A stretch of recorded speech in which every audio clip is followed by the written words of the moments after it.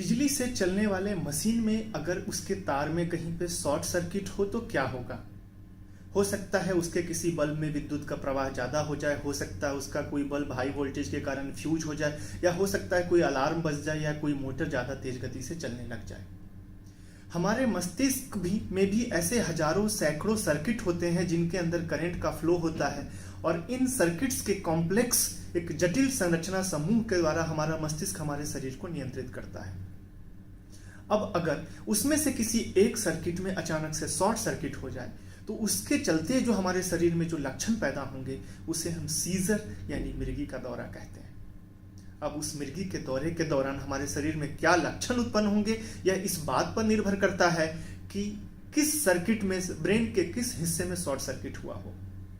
उदाहरण के तौर पर अगर हमारे ब्रेन के मोटर कॉर्टेक्स में यानी फ्रंटल लोब का वो हिस्सा जो हमारे बॉडी के मूवमेंट को नियंत्रित करता है, अगर वहां पे शॉर्ट सर्किट हो तो उसके नतीजे से शरीर में झटके आ सकते हैं, जिसमें हाथ में अकड़न हो सकती है, हाथ में ऐसे ऐसे तेज तेज झटके आ सकते हैं, जिसे हम मोटर सीजर कहते हैं। उसी तरह से अगर सेंसरी कॉर्टेक्स में ब्रेन का वो हिस्सा जो हमारे सारे शरीर से संवेदनाओं को, सेंसेशन को लेकर के जाता है, उसे महसूस करता है, उसके एनालिसिस करता है, अगर उसमें शॉर्ट सर्किट हो तो हो सकता है शरीर के किसी हिस्से में थोड़ी देर के लिए अचानक से एबनॉर्मल सेंसेशन होने लग जाए, जैसे कहीं पर दर्द होने लग जाए थोड़ी देर के लिए, या जैसे चींटियां चल रही हूं वैसा होने लग जाए, या कुछ अलग तरह की अनुभूति होने लगे। हमारे ब्रेन के ऑक्सीपिटल कॉर्टेक्स यानी पीछे वाले हिस्से में अगर शॉर्ट सर्किट हो तो उसका काम कुछ देखना होता है, देखने संबंधित, तो हो सकता है थोड़ी देर के लिए कुछ अजीब सी चीज दिखाई देने लगे, रोशनी दिखाई देने लगे, अचानक से लकीरें, रंग बिरंगी लकीरें दिखाई देने लगे, या कुछ स्वप्न सी स्थिति पैदा हो जाए। लिम्बिक कॉर्टेक्स जो हमारी पर्सनालिटी, हमारे बिहेवियर, हमारी सोच को कंट्रोल करता है, अगर उसमें सीजर होने लग जाए तो हो सकता है थोड़ी देर के लिए व्यक्ति की पर्सनालिटी, व्यक्ति तो बदल जाए, वो कुछ अलग तरीके से बिहेव करने लग जाए, हो सकता है अचानक से रोने लग जाए, चिल्लाने लग जाए, या याददाश्त में कोई समस्या थोड़ी देर के लिए होने लग जाए, या किसी अलग भाषा में बात करने लग जाए। तो इस तरीके से सैकड़ों हजारों तरह के सीजर्स हो सकते हैं, इस बात पर निर्भर करते हुए कि ब्रेन के किस हिस्से में शॉर्ट सर्किट हो रहा है, सीजर हो रहा है। यहां पे मैं दो शब्दों से आपको परिचय कराना चाहूंगा, एक होता है सीजर, एक होता है एपिलेप्सी। अगर किसी को किसी कारण से सिर्फ एक बार दौरा हो उसे सीजर कहते हैं, लेकिन दो या दो से अधिक बार अगर किसी को दौरे आए तो उसे एपिलेप्सी कहते हैं। एपिलेप्सी कहने का मतलब जब दो से अधिक बार दौरे आए तो उससे उसके भविष्य में दौरों की पुनरावृत्ति, बार बार दौरे होने की संभावना बढ़ जाती है। तो ऐसे स्थिति में मरीज की जांच के बाद उसे लंबे समय तक मिर्गी के लिए दवाई देने की जरूरत पड़ती है। लेकिन अगर किसी को सिर्फ एक बार दौरे आए तो हो सकता है कि उसके शरीर में तापमान में कुछ बदलाव हुए हो, ब्लड ग्लूकोज लेवल में चेंज हुआ हो, खून के अंदर सोडियम, पोटेशियम या अन्य केमिकल में कुछ बदलाव हुए हो, जिसके कारण से थोड़ी देर के लिए विद्युत प्रवाह में बाधा उत्पन्न हुई हो और उसकी वजह से मुझे एक बार सीजर आया हो। तो अब एक और चीज, दो तरह के सीजर होते हैं, जैसे मैंने बताया कि सीजर या एपिलेप्सी। उसी तरीके से एक और क्लासिफिकेशन जिसमें बोलते हैं फोकल सीजर या जनरलाइज सीजर। फोकल सीजर यानी ब्रेन के किसी एक हिस्से में शॉर्ट सर्किट हुआ, लेकिन वो एरिया एक जगह पे लिमिटेड रह गया, बाकी ब्रेन के हिस्सों को उसने प्रभावित नहीं किया। तो ऐसे सीजर में मरीज का होश सही सलामत रहता है, दौरे के दरमियान भी वो बातचीत कर सकता है या होश को महसूस कर सकता है, अगल बगल की घटनाओं से वाकिफ होता है। ऐसे सीजर का कारण ज्यादातर ऐसा होता है कि ब्रेन के किसी एक हिस्से में कोई फोकल डेफिसिट, कोई स्ट्रक्चरल चेंजेज होते हैं, कुछ बनावट में गड़बड़ी होती है। जबकि जो जनरलाइज सीजर होते हैं जिसमें एक साथ ब्रेन के पूरे हिस्से में, समूचे ब्रेन में विद्युत प्रवाह में कुछ बाधा उत्पन्न होती है, अचानक से एबनॉर्मल करंट या शॉर्ट सर्किट का प्रभाव पूरे ब्रेन पर पड़ता है, तो उसमें आदमी बेहोश हो जाता है। अधिकतर जो हम सड़कों पे देखते हैं किसी को मिर्गी के दौरे आ रहे हैं, या अधिकतर जो देखते हैं वो जनरलाइज सीजर होते हैं। तो जनरलाइज सीजर में आदमी बेहोश हो जाता है और उसके साथ में झटके आते हैं। अब ये दौरे आते क्यों हैं?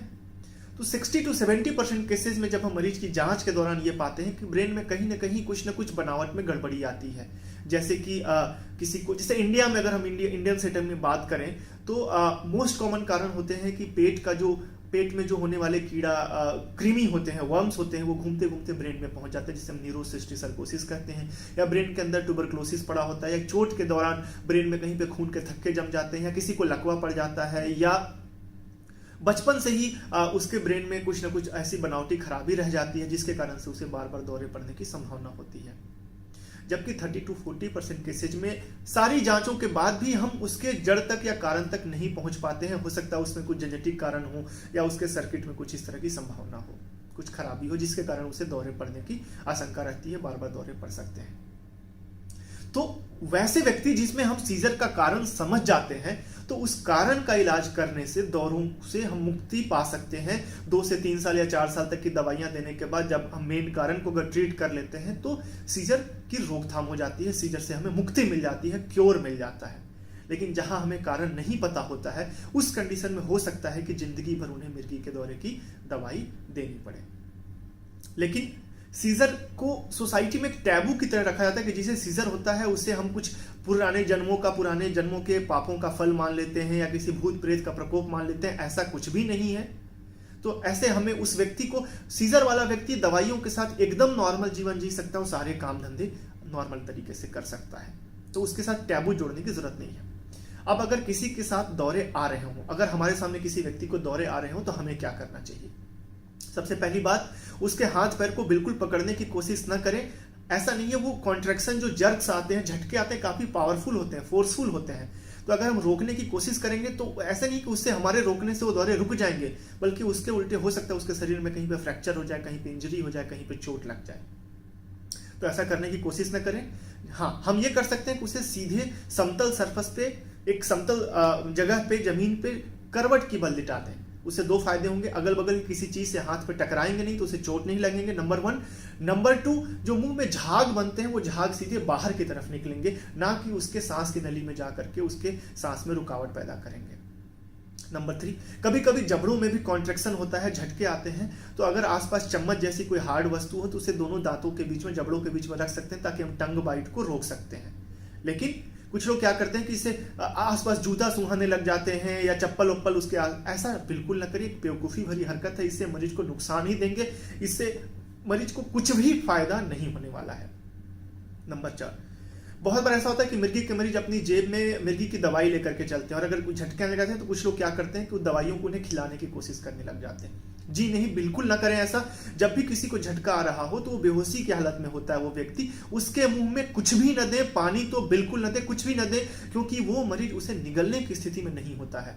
अगर हम उसके मुंह में कुछ भी देंगे तो बहुत हद तक संभावना यह है कि वो उसके सांस के नली में जाके फंस जाएगी, उसकी सांस की नली रुक जाएगी और उसकी मौत हो सकती है।